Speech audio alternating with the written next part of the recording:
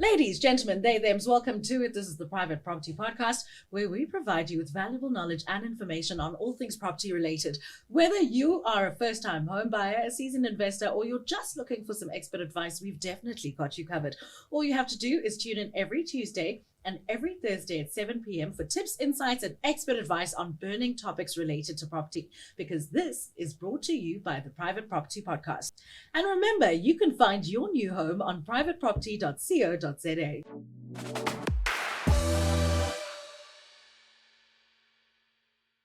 Welcome to the Private Property Podcast. On tonight's episode, we'll be unpacking exactly what government solar rebate means. Joining me in studio to discuss this interesting topic is the head of product at Absa Home Loans, Portia Letlape. But before we dive into that conversation, please remember to comment below, share your thoughts about today's show. You can join the conversation by using the hashtag find your new home on privateproperty.co.za and hashtag the Private Property Podcast on all social media. We'll be keeping an eye out for your posts, and we may even feature some of your comments on the show, because this is the Private Property Podcast, where we provide you with valuable information on all things property related.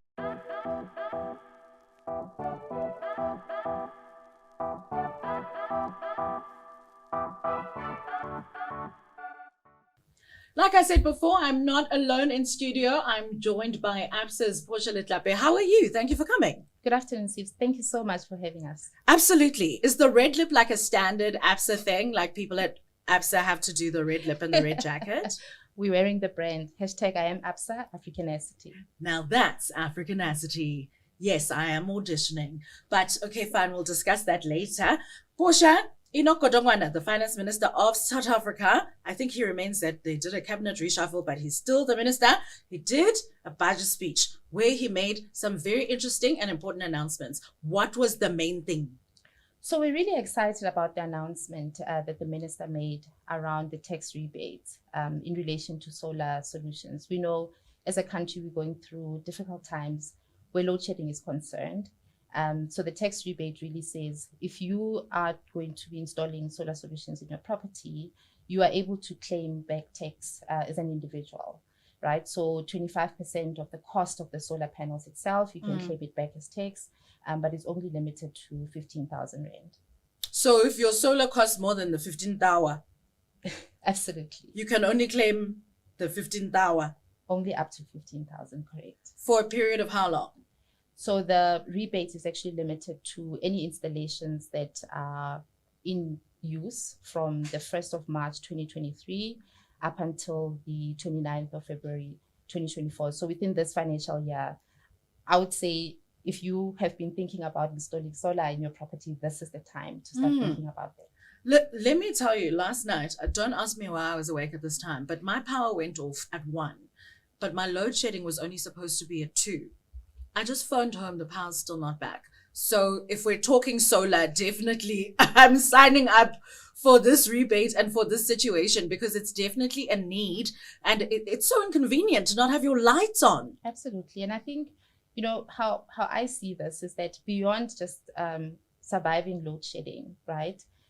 There's a climate change lens to looking at this, right? Because if you put up solar panels on your roof, you generate your own electricity, which actually we know solar panels don't generate any CO2 emissions.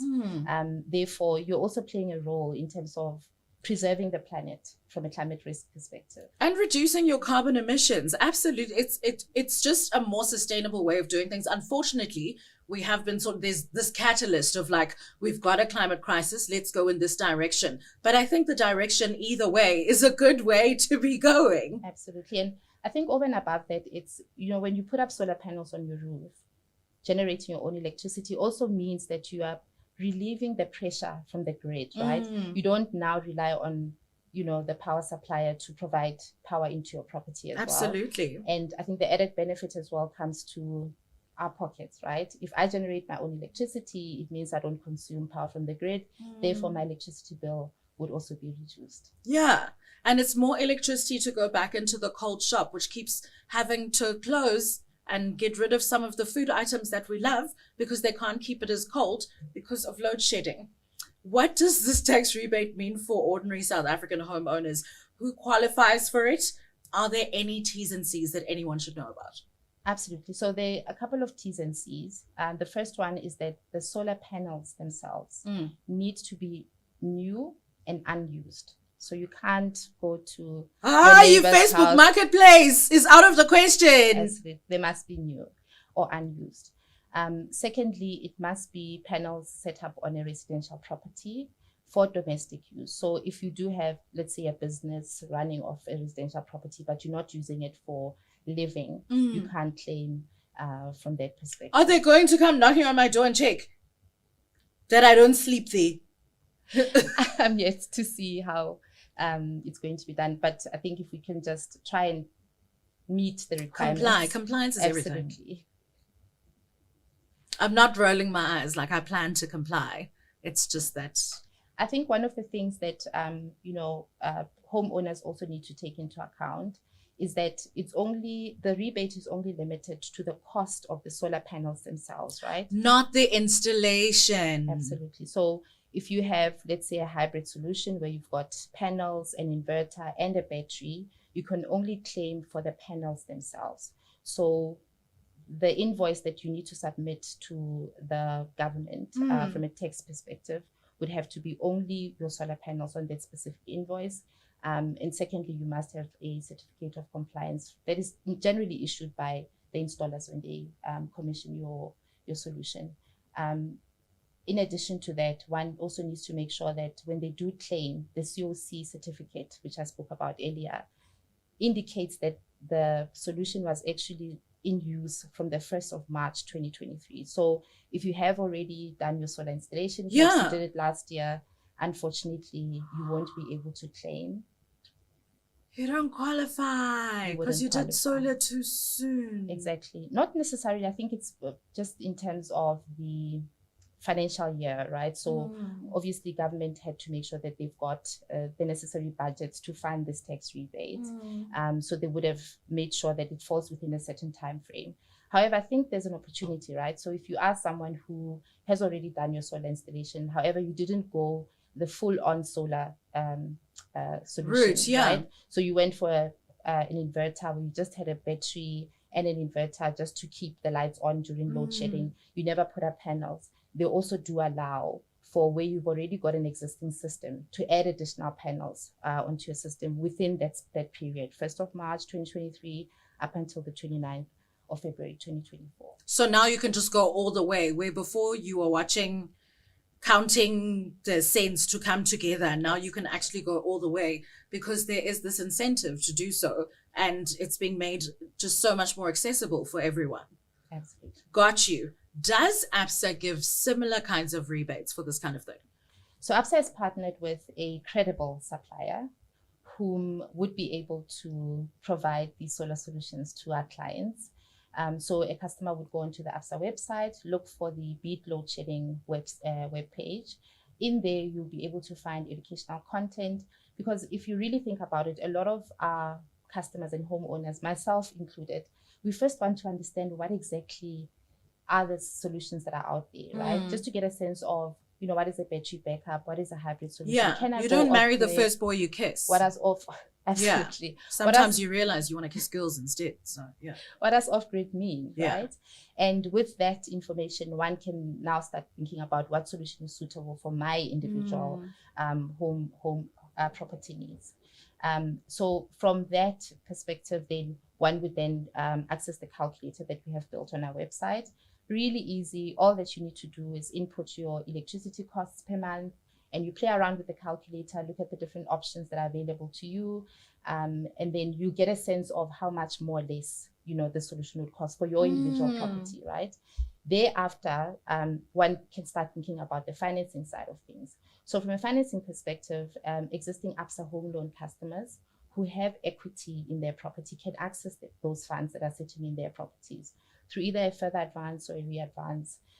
Additionally, one can consider switching their home loan to Absa, and where you do have equity, you can actually access that equity as well.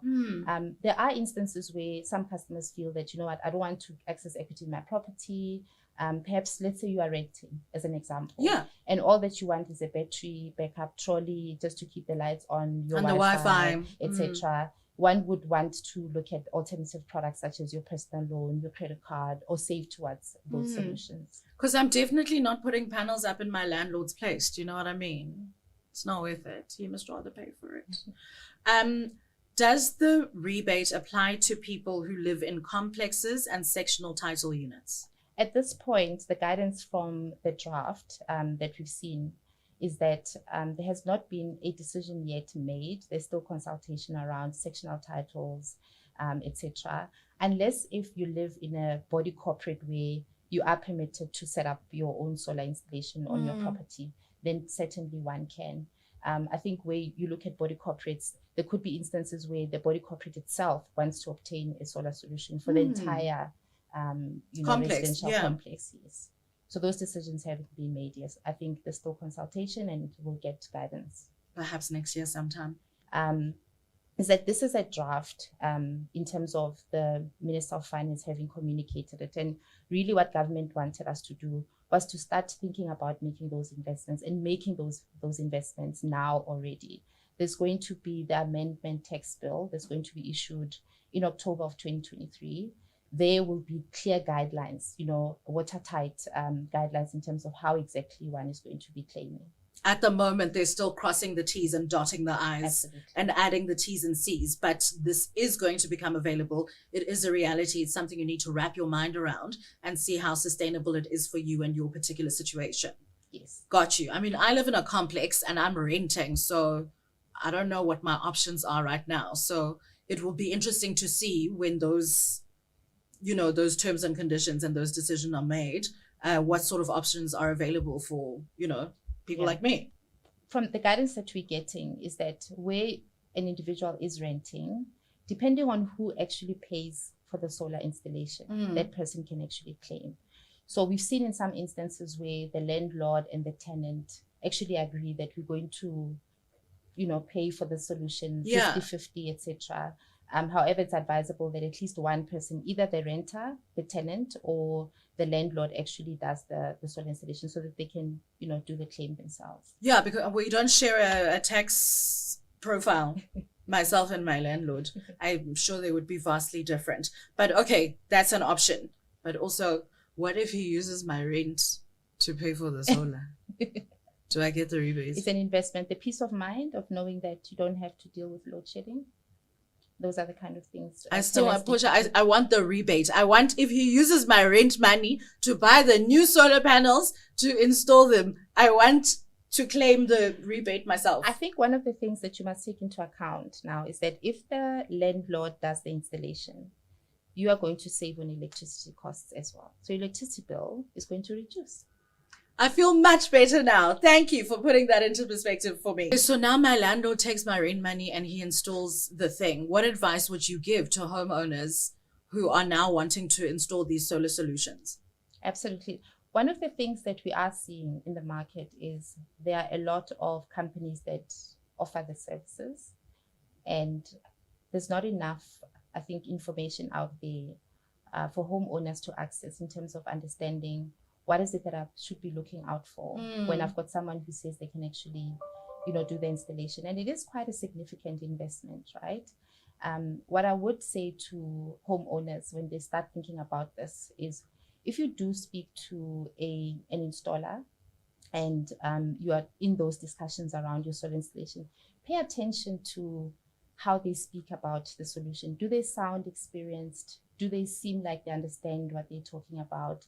Ask for track records if you can, ask for references if you can, of people that they've actually done installations for. One of the things that one can look at is to actually ask them if they've got a wireman's certificate, because that's a qualification or an accreditation that electricians need to be having, right? Optionally, some installers would have gone through the PV green card training, so you can ask for a PV green card installation as well. Listen to what they're saying from an after-sales service perspective, right? Because you don't want an installer who's going to come and do an installation and then disappear for the rest of your life. Absolutely. Something goes wrong and you don't know where to find them. Those are the kind of things that one needs to look into. And absolutely warranties as well, right? Do they give you warranties on the components that you've bought? And do they give you warranty on the labor of the actual installation? At least 1 year, at least, those are the kind of things that one should be looking out for. Homework. A lot of homework. It boils down to research and being informed and doing your homework so that you also don't get scammed, because there are lots of people popping out of the woodwork who and now have all of the experience, 10 years, 20 years installing solar. Since when, Bujabu? But okay, fine.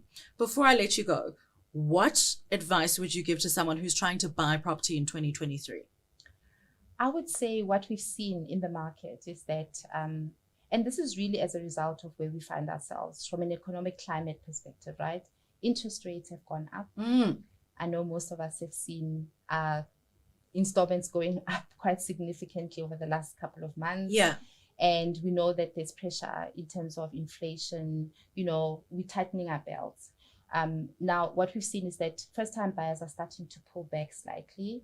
We're not seeing a lot of first-time buyers coming through from an application volumes perspective. And with that now, we're finding that first-time buyers are actually saying, I'd rather be renting rather than buying my first property. I'm not ready yet. I'm not sure where the market is going. There's an apprehension there. It's like an anxiety of the unknown, I suppose, because you can prepare for a shortfall for things like interest rates going up, but to what extent, especially if you've never done something before? I completely get the apprehension around it. Absolutely.